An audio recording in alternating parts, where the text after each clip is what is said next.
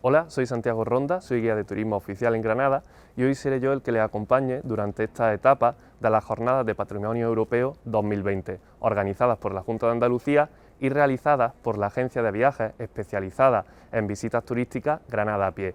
Como saben, en estas jornadas lo que tratamos es de enseñarles rincones menos conocidos de la ciudad, pero no por menos publicitados, no dejan de tener ese carácter propio y esa belleza cautivadora que tiene el patrimonio granadino. ¿Me acompañan? Como siempre, en nuestras visitas turísticas vamos a empezar comentando, poniendo un poco de contexto en el barrio. Nosotros vamos a visitar el barrio del Albaicín, este barrio que es patrimonio de la humanidad desde el año 1994. Normalmente el visitante, cuando viene a Granada, suele asociar Albaicín directamente a ese periodo hispano-musulmán de la península, pero tenemos que saber que este barrio o esta zona de Granada lleva existiendo desde mucho antes, concretamente desde el siglo VII a.C. Tenemos constancia de una pequeña ciudad íbera amurallada que se llamaba Ilturir, justo donde hoy tenemos este barrio del Albaicín. Después de ese periodo íbero, aquí se asentaron los cartagineses.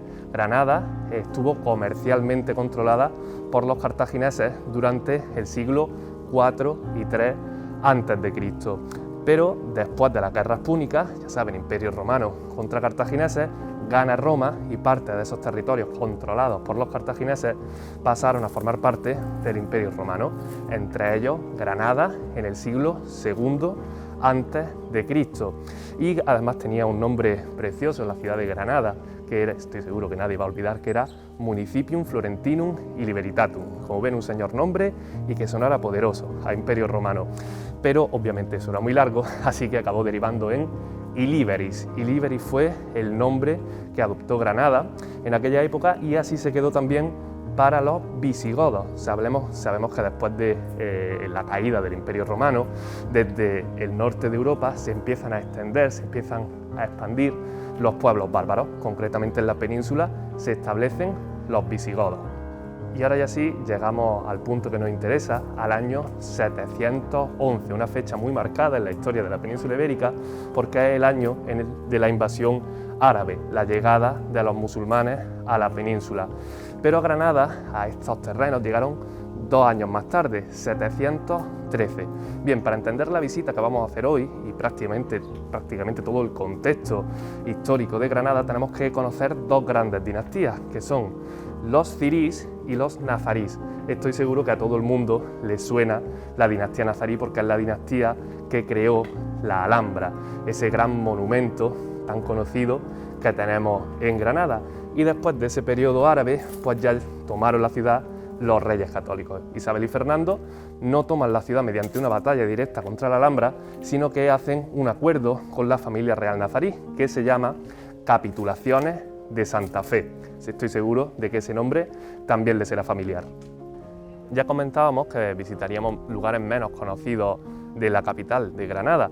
Aquí nos encontramos con este impresionante mirador de la Lona, que yo estoy seguro de que la mayoría de ustedes habrán oído hablar del mirador de San Nicolás, ese famoso mirador en el que Bill Clinton dijo aquello de acabo de ver el atardecer más bonito de toda mi vida. Claro, eso lo dice el presidente de los Estados Unidos, como dijo en 1996, y nos hizo una promoción internacional impagable y además nos la hizo gratis. Pero muchas veces obviamos en nuestras visitas este tipo de rincones que, aunque no tienen tanta proyección internacional, sí que tienen unas vistas espectaculares, pues por supuesto, de toda la ciudad de Granada. Podemos ver aquí una panorámica perfecta de la Avenida de la Constitución y, como ven al fondo, podemos ver entre la neblina la Vega de Granada. Decimos que se llama Mirador de la Lona porque se encuentra en el Carril de la Lona, que a su vez debe su nombre a la Casa de la Lona, donde, según la tradición popular en Granada, ahí se tejían las grandes lonas, las velas de la Armada Española. Por eso, Mirador de la Lona, Casa de la Lona y Carril de la Lona.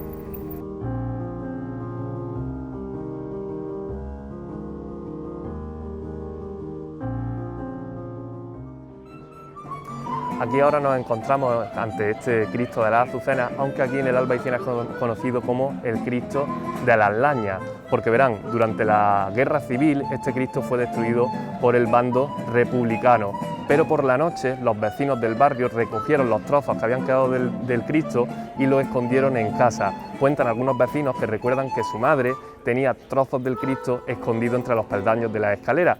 Cuando ya la contienda hubo terminado, los vecinos volvieron a reunir todos los pedazos que quedaban del Cristo y lo unieron mediante una laña, una especie de grapas de hierro que unieron el Cristo. Aunque lo que nosotros vemos ahora mismo no se pueden ver esas lañas de hierro porque es una restauración de 2008. Ahora ya sí nos encontramos ante la iglesia de la Virgen de la Aurora y San Miguel, más conocida en Granada como San Miguel Bajo. Dirán, ¿por qué bajo? Porque en Granada también tenemos otro San Miguel que es conocido como San Miguel Alto. Aquí nos encontramos una iglesia típicamente mudéjar, de ese mudéjar granadino, y que además siempre o casi siempre que nos encontramos una iglesia en Granada, concretamente en el barrio del Albaicín, deben sospechar que fue creada, que fue construida sobre una antigua mezquita. Luego además dentro veremos el único vestigio que queda de esa antigua mezquita que nos encontrábamos aquí.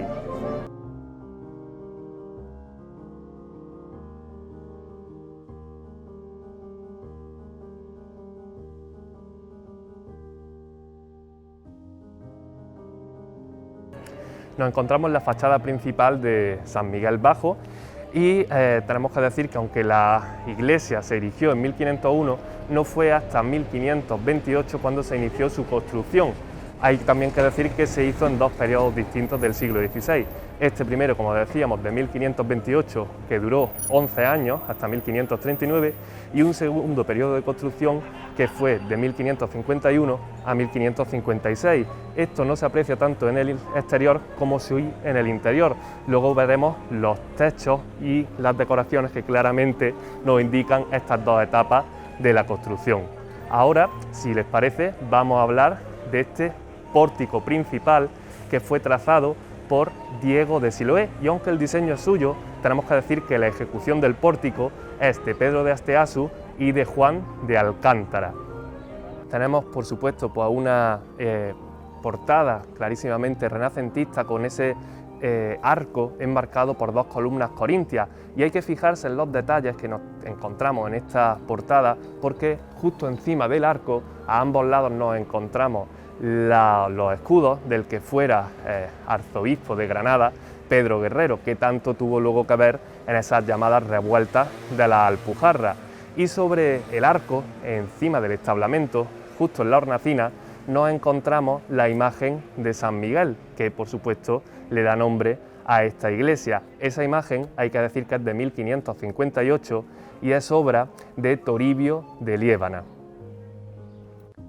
Bueno, pues nos encontramos ya en el interior de la iglesia de Santa María de la Aurora y San Miguel, y aquí, como bien decíamos, es una iglesia puramente mudéjar, con toques renacentistas. El mudéjar, por simplificarlo mucho, viene a ser la mezcla de corrientes artísticas cristianas, estamos hablando del románico, del gótico, del renacentista, con corrientes artísticas musulmanas.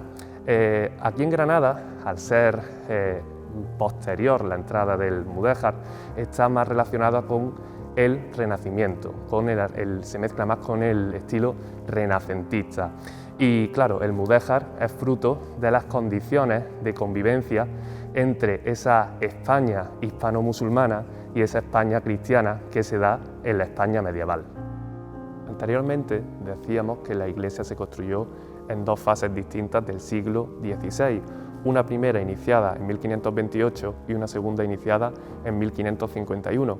Muchas veces el visitante pues no tiene constancia de eso, pero sí que nota que en los techos hay distintos acabados. No es el mismo el acabado de esta continuación de la nave que la primera parte de la nave, que como ven la primera parte es mucho más labrada.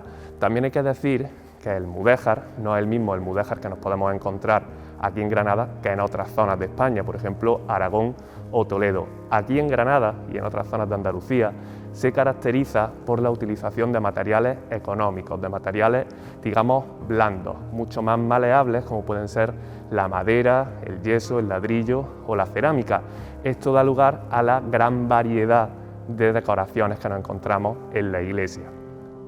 Nos encontramos ahora en el altar mayor, donde el protagonista indiscutible, por supuesto, es este retablo que tienen justo detrás mía, que se le atribuye a Blas Moreno, realizado en 1753.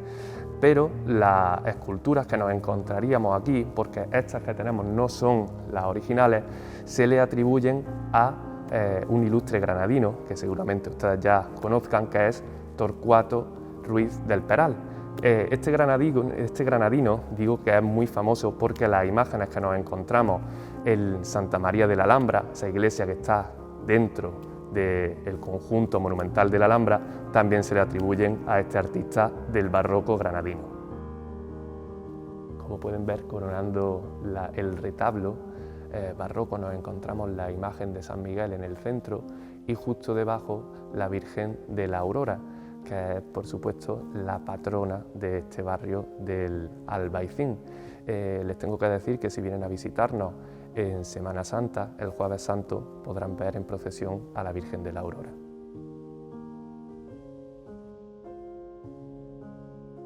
Aquí nos encontramos una de esas bellísimas capillas laterales. También tengo que decir, que no lo dije con anterioridad, que el estilo mudéjar en esta iglesia está muy marcado en esta iglesia porque nos encontramos, como casi siempre, una gran estructura, una nave principal rectangular con capillas en los laterales, entre los contrafuertes. Este uno de los ejemplos, pero a mí me interesa este porque siempre que vengo con los turistas, pues normalmente me preguntan por este saliente de la capilla. Si recuerdan, antes dijimos que esta iglesia, antes de construirse, fue una mezquita y esta es la única pieza que permanece de la mezquita. Este sería el depósito de agua, el aljibe de la mezquita que se encontraba, donde hoy se encuentra la iglesia de Santa Aurora y de la Virgen de la Aurora y San Miguel. En esta otra capilla que nos encontramos en estos laterales, ahora tenemos esta imagen barroca que también es obra de ese granadino, ya digo, ilustre barroco, que es Torcuato Ruiz del Peral. Como pueden ver, aquí nos encontramos la típica imagen de San Miguel con la espada en alto que procede a decapitar a Satanás.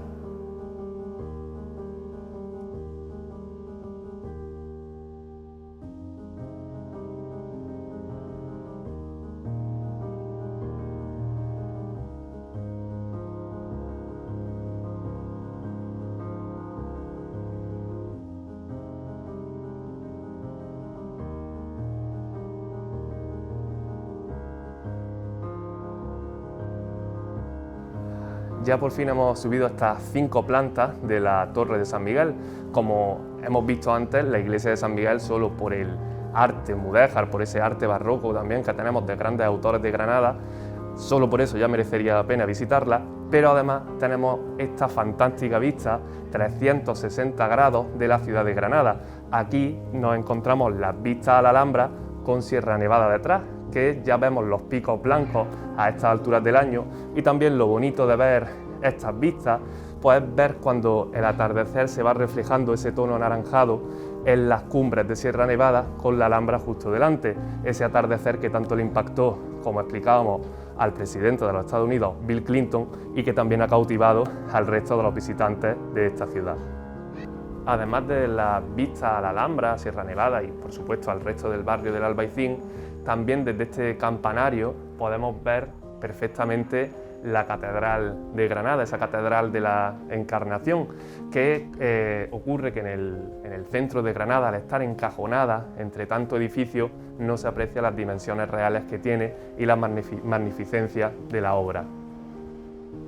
Y a este lado, las vistas al convento de Santa Isabel la Real, este convento que también fue aquí construido por expreso deseo de la reina Isabel la Católica. Hasta el día de hoy en él habitan monjas franciscanas, aunque hay que decir que la primera intención del que fuera dueño de los terrenos, Hernando de Zafra, es que fuera de monjas dominicas, pero claro, se impuso la visión de la reina Isabel la Católica. Bueno, pues ha sido un placer que me acompañen, nos vemos en la próxima visita a Granada y por supuesto los esperamos en esta iglesia de San Miguel Bajo.